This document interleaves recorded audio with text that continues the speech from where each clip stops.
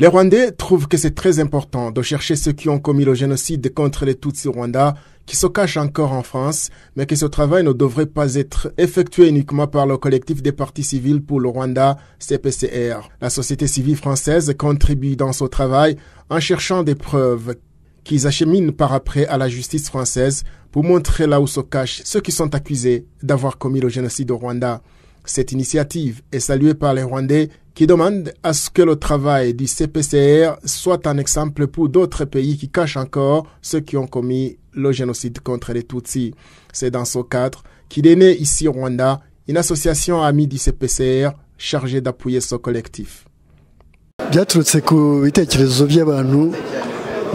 C'est l'initiative de ceux qui ont mis sur pied le CPCR en France, à savoir Alain et Dafros Gauthier, qui rencontrent des difficultés énormes d'année en année dans la recherche de ceux qui ont commis le génocide au Rwanda. On se demande si on va les laisser continuer à faire ce travail seuls ou si on ne peut pas nous associer à eux dans la recherche des moyens, des idées et des partenaires pour leur donner un coup de main au moment où ce travail est fait pour notre pays et pour les Rwandais.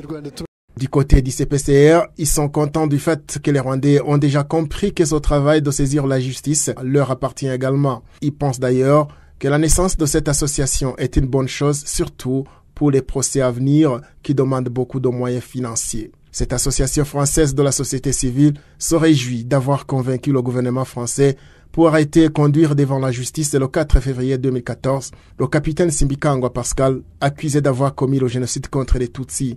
Pour le moment, CPCR est à la recherche de 2 Rwandais qui ont dirigé l'ancienne commune de Kabarondo, Octavien Ngenzi et Tite Barahira, soupçonnés eux aussi d'avoir commis le génocide pour qu'ils soient jugés.